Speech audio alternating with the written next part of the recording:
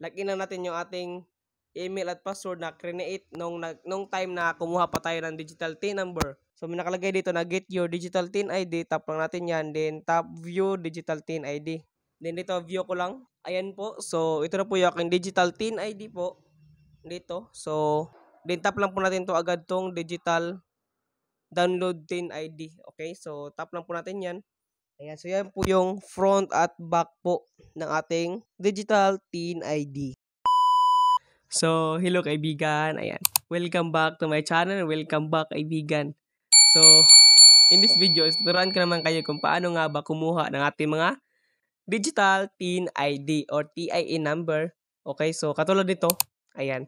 So, meron ako nakuha na digital TIN ID or naka-apply po ako dito.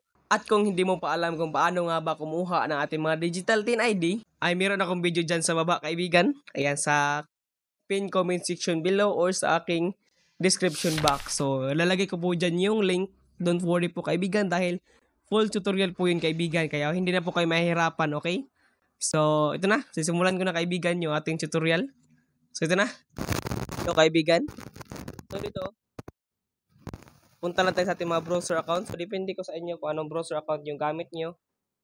So, dito type lang natin dito sa taas sa search bar ng oros.bir.gov.ph. Okay, so click natin. Pag ganito rin yung lumabas kaibigan, na nakalagay dito, site can't be reached daw. So, ang search lang natin is ito lang po para makita natin yung oros. Yan. Huwag na natin isabay yung oros. So, search lang tayo sa mismong BIR website nila. So, ito, makikita talaga natin to. So, dito na natin puntahan yung ating oros. So, ito po yung BIR website. Scroll down lang natin, then hanapin natin yung extension website nila, which is itong oros. Ayan, tap natin itong oros. Antayin lang po natin yung loading. At ito na nga kaibigan. Ayan, so ito na siya. So dito, login lang muna natin para ma-view natin yung ating digital TIN ID. Login lang natin yung ating email at password na create nung time na kumuha pa tayo ng digital TIN number. Then click login. Ayan, so login lang natin. So andito na nga kaibigan. So ito na nga. So nakalagay dito, kapag nakalagin na po kayo, so ito po yung mangyayari. Log out na po yung nakalagay at hindi na po login. So it means nakalagin na po kayo. Then dito sa pag-view ng ating digital TIN ID, so as you can see here at the bottom part, so may nakalagay dito na get your digital TIN ID. Tap lang natin yan. Then tap view digital TIN ID. Ayan, so ito yung mga instruction nila, kaibigan. So get your digital TIN ID, follow this step below. Ayan. So ito yung mga step ng ating digital TIN ID. At ito yung dapat natin na ilagay na picture sa ating ID is 1 by 1 photo ID. So, hindi na natin ma-determine kung 1 by 1 kasi nga basta makapicture lang tayo ng ID natin with white background. So, white background dapat siya kaibigan. Ayan, so digital lang naman to kaya hindi na talaga masunod yung ating digital na 1 by 1 photo ID. Maglagay lang kayo basta hindi lang yung pahaba o pa horizontal. Basta pahaba lang talaga yung ating lagay. Papakita ko po sa inyo kung ano po yung itsura sa paglagay po ng digital TIN ID para magkaroon kayo ng idea. So dito, dapat ay naka-wear kayo ng t-shirts or clothes na maganda. Hindi yung sleeveless katulad nito. So bawal po yan. So dapat yung picture na po ay nag-take po kayo after 6 months pa po. So dapat hindi pa nakatapos yung 6 months or dapat hindi pa matagal yung inyong picture. Makikita naman po yan sa date po ng ating mga file size ng ating picture po. Okay, so bawal po naka-sunglasses, naka-earphones. Ayan, so bawal po yan. Basta mukha lang po talaga ninyo. Papakita ko po sa inyo kung ano pong itsura ng ginawa ko po sa aking Digital Tin ID. Okay, so ito na po siya. Basahin niyo lang po para mas maintindihan po natin at sundin niyo po tong follow step button po nila. Okay? So dito, ayan, view your Digital Tin ID. Kapag hindi pa kayo nakapag-view or wala pa kayong na-create is makalagay po dito is generate your Digital Tin ID. So generate po talaga makalagay dito kapag bago pa lang po kayo. Sa akin kasi is na-fill upan ko na po ito at okay na po. Nakalagay na po ako ng ID. Follow the step lang po. Magbibigay po sila ng step sa inyo. Then dito, view ko lang. Ayan po. So, ito na po yung aking Digital Tin ID po. Dito. So, kung gusto po natin mag-update ng ating Digital Tin ID, so dito lang po natin lagay. Kapag gusto po natin i-download at i-print po ito, or gawing ganung parang plastic, so dito po, download lang natin yung ating Digital Tin ID.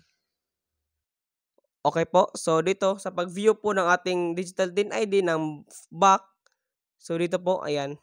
Tap lang po natin yan para ma-back po natin siya, ma-flip po. Ayan, so ito po yung aking Digital Tin ID. So ito po yung sinasabi ko sa inyo na ganitong picture dapat yung gawin nyo po. Katulad ng ginawa ko po sa akin. So para na po siyang 1x1 ID na po kapag ganyan. So same size po dapat dito kasi 1x1 po itong ating QR code. So sa case ko, tinanggap naman po siya sa pag-apply ko po. So okay naman po. So ganyan lang. Kapag may nakalagay kasi dito, kapag hindi pa tayo nakapag-upload ng ID, may nakalagay kasi dito na dito sa bandang part na to ng upload ID. So, upload ID lang po natin dito. At pagkatapos po, upload ID, din submit. Then, check nyo po yung inyong photos na dapat ganito po. Clear po dapat. Walang mga sunglasses, mga accessories po sa ating mukha. Dapat ganyan po. Then, white background. So, sa akin kasi gabi to, kaya hindi masyado nakapag white background. Pero, okay lang naman po yan. Wala pong problema dyan. Pero mas maganda po na white background po talaga yung ilagay niya po. Hindi katulad ng sa akin. Okay, so ganyan po. So apply din. Pagkatapos po, ma-verify na po ng ating TIN or OROS account. Then tap lang po natin to agad tong digital download TIN ID. Okay, so tap lang po natin yan. Then pagkatapos natin yan, ganito po mangyayari. Okay, so ganito po mangyayari. Download digital TIN ID. Ito po yung kanilang terms and conditions sa Republic Act number 10173, Data Privacy Act on 2012. So, kung gusto po natin i-download, din dapat tap po natin tong agree. Ayan, so, antay lang natin ma-download, kaibigan. Ayan, as you can see here sa taas, ayan, so, ito na po siya. Na-download ko na po yung aking Digital Tin ID. So, punta lang po tayo sa ating mga file manager. As you can see, kaibigan, so, ito na po siya. Digital Tin ID. Ayan, may name ko pa. So, tap lang po natin yan para ma-view po natin. At ito na nga siya, kaibigan, na-view na po natin. At ito na po yung magiging itsura po niya. Ayan, so yan po yung front at back po ng ating Digital Tin ID. So, ayan, meron na po tayong Digital Tin ID. So, i-print lang po natin to ang ating Digital Tin ID. Okay? So, katulad ng ginawa ko doon sa thumbnail. So, nakita niyo na naman po sa thumbnail. Print ko na po yun. Okay, so ganun lang po. Kumuha. So, thank you po sa panonood, kaibigan. So, ganoon lang po kumuha ng ating Digital Tin ID. At kung hindi nyo pa alam kung paano kumuha ng Digital Tin number, ay meron po akong ilagay sa comment section below ng Digital Tin number kung paano kumuha. Full video po yun. Okay? So, yun po. Thank you po, kaibigan, sa panonood. At kung nagustuhan nyo itong video, I don't forget to like and subscribe para malaman ko po kung sino po yung mga natulungan ko dito sa video natin ngayon. Maraming salamat, kaibigan, and God bless. So, this is the end of our video, kaibigan. Ayan, so I hope nakatulong tong video na to sa iyo. At kung nakatulong to, kaibigan, I don't forget to like and subscribe para malaman ko po kung sino po yung mga natulungan natin dito sa video na to. Maraming salamat, kaibigan, sa panonood. And God bless, kaibigan.